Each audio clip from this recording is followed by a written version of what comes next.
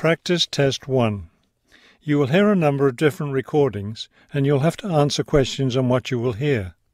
There will be time for you to read the instructions and questions, and you will have a chance to check your work. All the recordings will be played once only. The test is in 4 sections. Write all of your answers on the test pages. At the end of the test, you will be given 10 minutes to transfer your answers to an answer sheet. Now turn to Section 1.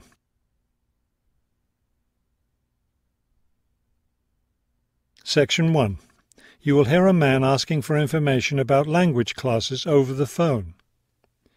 First, you have some time to look at questions 1 to 4.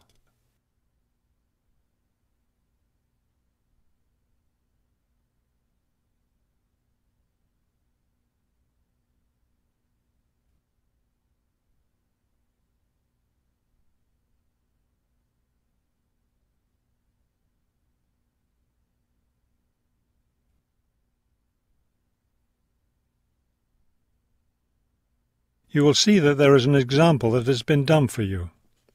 On this occasion only, the conversation relating to this will be played first.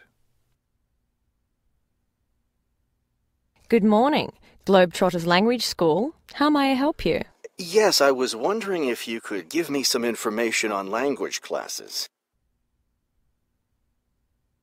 The woman answers the phone. Globetrotters Language School. So the word Globetrotters has been written at the top of the form. Now we shall begin. You should answer the questions as you listen, because you will not hear the recording a second time. Listen carefully and answer questions 1 to 4. Good morning, Globetrotters Language School. How may I help you? Yes, I was wondering if you could give me some information on language classes. Certainly. What language are you interested in studying? Well, that's the thing. I'm interested in learning Japanese, but I'd also like to improve my Chinese. I don't know which to study right now. Maybe the class schedule will help you decide. Did you want to study in the morning, afternoon, or evening? I work in the evenings, so mornings or afternoons would be best. Then that decides it for you. We offer an advanced Chinese class, but it meets on Wednesday and Friday evenings. I couldn't do that. When do the Japanese classes meet? We have beginning Japanese on Tuesday and Thursday mornings. No, wait, that's intermediate Japanese. Which level do you want? Advanced? No, beginning, definitely. I know some Chinese and some French, but I'm a real beginner with Japanese. Well then, are you free Monday, Wednesday and Friday mornings? That's when the beginning Japanese classes meet. We also have intermediate French on Friday mornings. I could do those mornings, but I'd prefer afternoon. Don't you have anything in the afternoon? We have intermediate Japanese class on Wednesday and Friday afternoons. I really need a beginner class, so I'll take the morning Japanese class. Could you give me an idea of the cost? What would be the tuition for the Japanese class? Before you hear the rest of the conversation, you have some time to look at questions 5 to 10.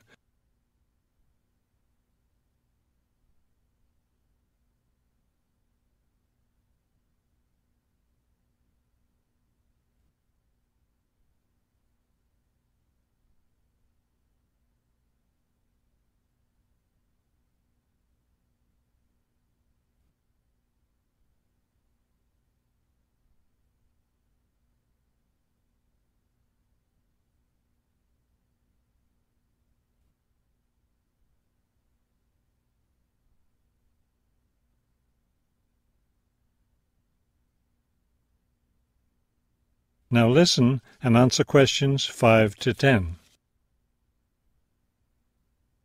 The beginning level classes meet 3 times a week, so they cost a bit more than the other levels. For a 6-week course, the cost would be $575. That's a bit steep.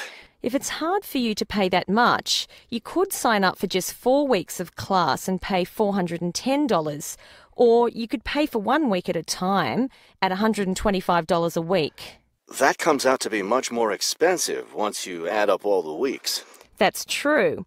You can save money by registering for 2 levels together. For example, pay for your beginning and intermediate classes now, and you'll get 12 weeks of class for just $1,050. That's not a bad deal, but I can't come up with that much money at once. I'll just pay for the 6-week course. Fine. That class begins next week, so you need to register right away. Can't I register over the phone? No, I'm sorry. We don't take phone registrations. What you'll need to do is visit the school office today or tomorrow. Bring a cheque for the tuition and a photo ID. Is that all? Yes, we'll give you a registration form to complete, or you can save time by visiting our website and downloading the form there. Complete it and bring it into the office with your cheque. Great. I'll stop by this afternoon. Fine. When you arrive, ask for Mr. Lindsay. He's in charge of student registration. I'm sorry, Mr. Who? Mr. Lindsay, spelled Lindsay. Thank you for your help. Thank you. We'll look forward to seeing you in class. That is the end of section 1. You now have half a minute to check your answers.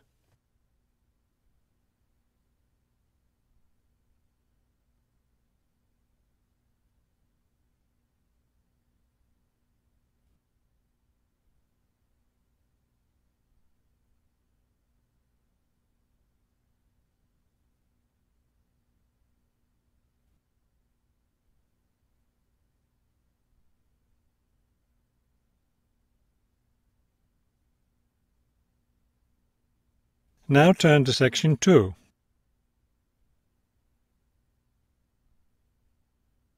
Section 2. You will hear a tour guide giving information about a shopping district. First, you have some time to look at questions 11 to 15.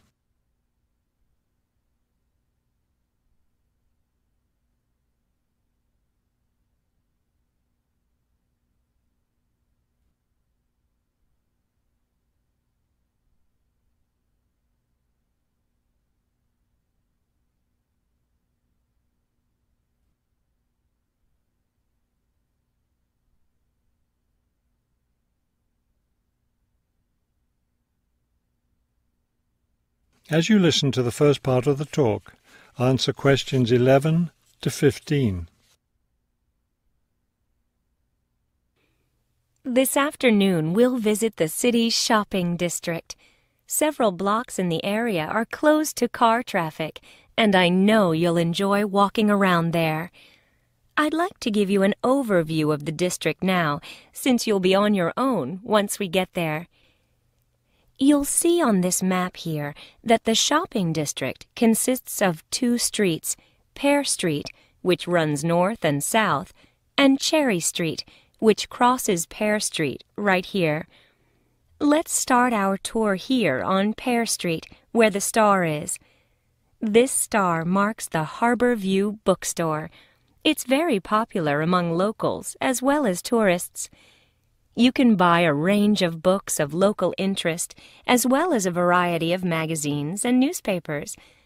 It's directly across the street from the city library, which is also worth a visit. It's in one of the oldest buildings in the city and contains, among other things, an interesting collection of rare books.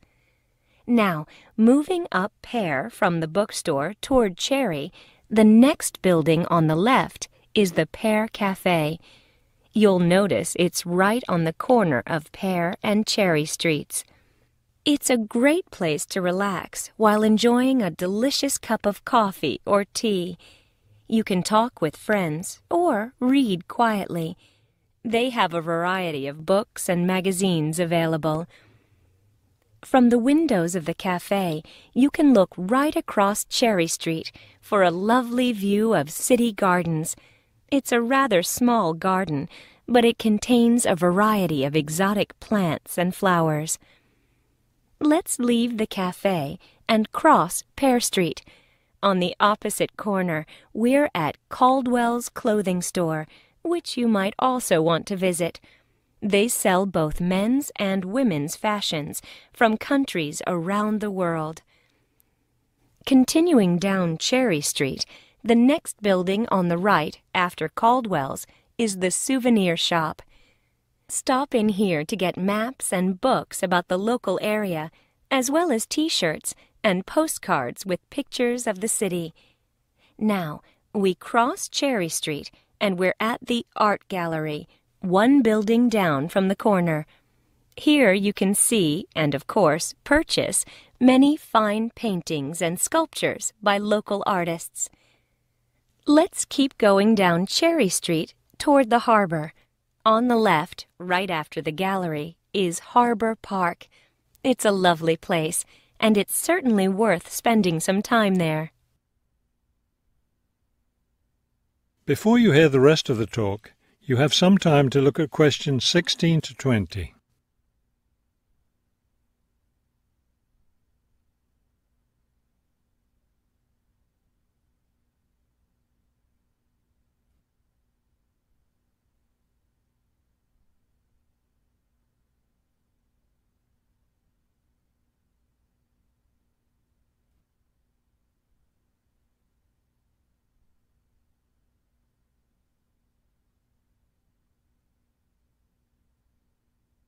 Now listen and answer questions 16 to 20. Harbor Park was built on land donated to the city by Captain Jones, a lifelong resident of this city. Captain Jones designed the park himself, and it was built in 1876. Exactly in the center of the park, a statue of Captain Jones was erected, and it's still standing there today. It shows Captain Jones on the bow of his ship. After viewing the statue, you can follow the path that goes through the woods just behind. It will lead you to a lovely garden, in the middle of which is a fountain. This is a nice place to enjoy a few quiet moments. If you still feel like walking, continue on to the far end of the garden. There, you'll find a wooden staircase, which will take you down to the harbor. You might enjoy the view of the boats from there. There's also a walking path along the water, which will eventually bring you back up to Cherry Street. You can see that there's plenty to do in this part of the city. The bus leaves at 1:30. That is the end of section 2. You now have half a minute to check your answers.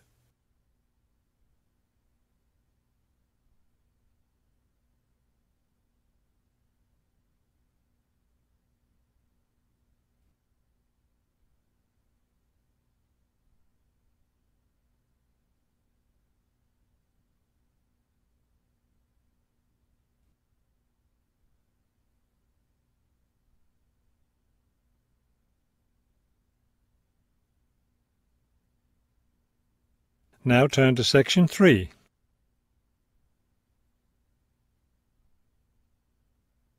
Section 3. You will hear a conversation between a university student and a librarian about using the city archives. First, you have some time to look at questions 21 to 24.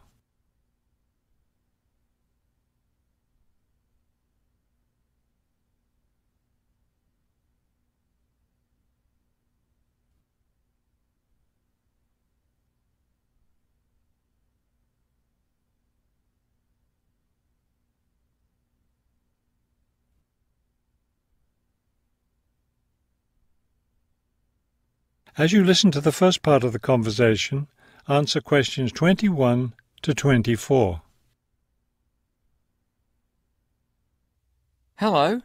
I was wondering if you could give me some information about using the archives? I'd be happy to. Are you a resident of the city? Actually, I live just outside the city, but I study at the university downtown. That's fine. All you need to do is show your university identification card, and you can use the archives at no charge, as long as your ID card is current, of course. Yes, it's valid. So I don't have to pay anything? No, city residents pay an annual fee, but students can use the archives for free. Everyone else needs to get special permission from the director, but that doesn't apply to you, of course. Oh, good. I was also wondering about the schedule.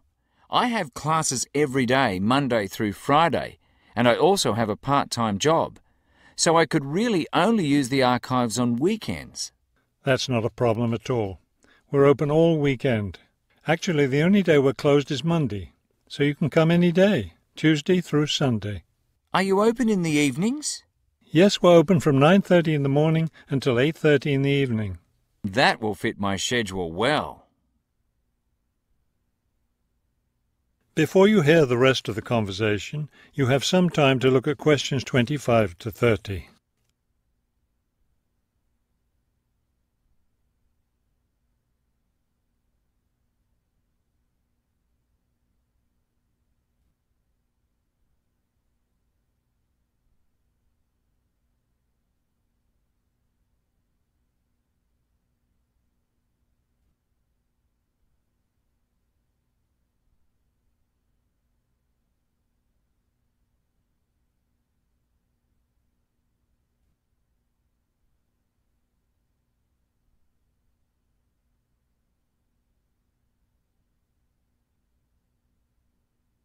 Now listen and answer questions 25 to 30.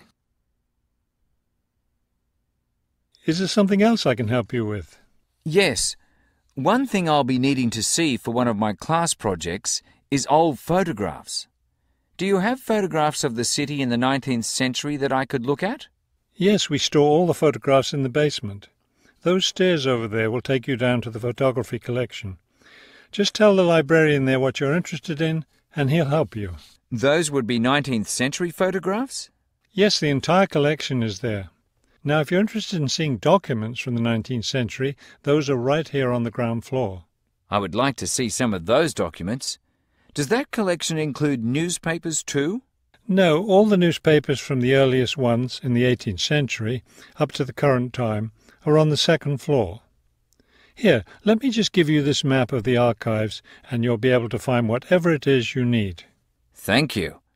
Oh, I see you have a whole room devoted to maps. Yes, on the third floor. That's great, because one thing I need to do is look at how the city has developed over time. I'm sure you'll find a lot of helpful information there. Of course, some of the maps are several centuries old, so generally visitors are only allowed to see photographic reproductions of them. That shouldn't be a problem. What's this on the fourth floor? Ogden's Woolen Mill. As I'm sure you know, Ogden's Woolen Mill was the major entity responsible for the growth of this city in the 19th century.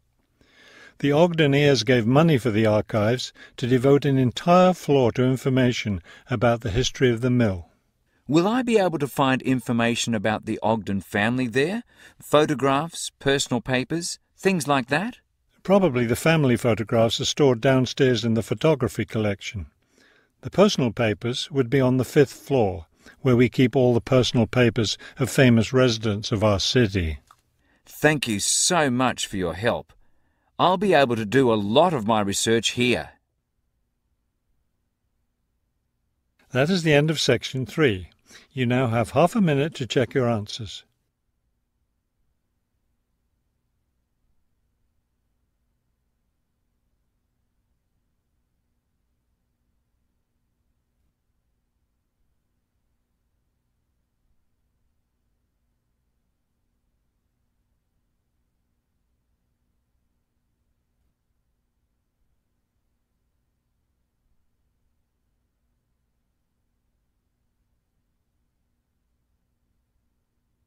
Now turn to section 4. Section 4. You will hear a lecture about wind energy. First, you have some time to look at questions 31 to 33.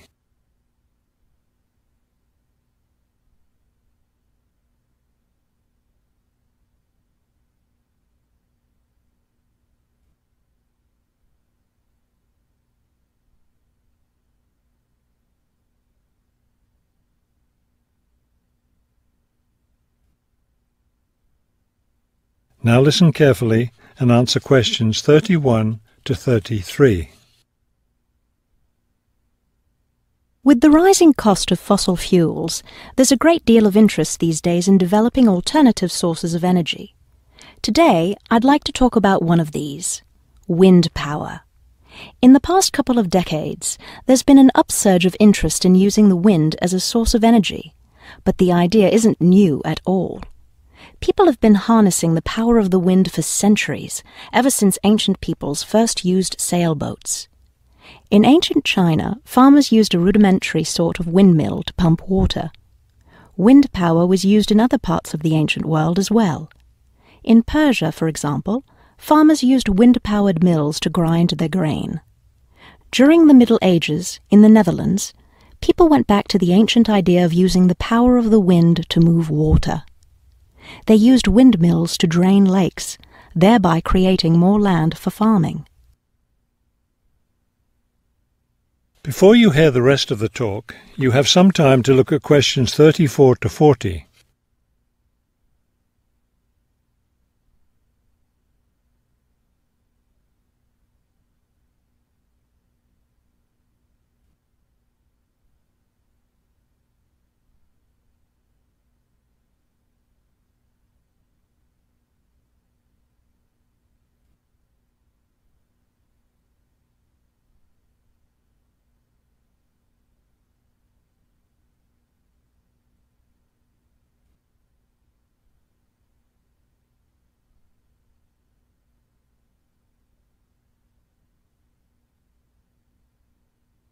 Now listen carefully and answer questions 34 to 40. At present, people around the world are using the wind to generate electricity, some old methods, some new. Is this the solution to our modern energy problems? Well, as with anything, there are both advantages and disadvantages to using wind power. Let's take a look at some of the reasons to use wind power. One of the biggest problems with using fuels, such as oil and coal, is pollution. Wind power, on the other hand, is clean. It causes no pollution and therefore doesn't contribute to global warming. Another great advantage of wind power is that it's a renewable resource. Oil and coal reserves are limited, but will never run out of wind. Economics is another reason to use wind power. Using the wind to generate electricity costs less, much less, than running other types of generators. In addition, since wind turbines don't take up much land, the land around them can be used for other purposes, such as farming. There are disadvantages, however. Even though generating electricity with wind is relatively inexpensive, the technology isn't cheap. The initial costs of setting up wind turbines can be quite high. Another issue is reliability. Wind doesn't blow at a constant strength. Therefore, at times, a lot of electricity can be produced, while at others there may be little or none. Wind turbines usually have to be located in rural areas where the land is open. Their distance from cities, where the most electricity is needed, is another issue. Although wind is considered to be a clean source of energy, wind turbines cause their own sort of pollution. Wind turbines are usually placed in high, open areas where they're easy to be seen. Rural residents often feel that the beautiful local scenery is spoiled by the sight of the wind turbines. In addition, wind turbines aren't quiet. In fact, one wind turbine can produce as much noise as a car traveling at highway speeds. That is the end of section 4. You now have half a minute to check your answers.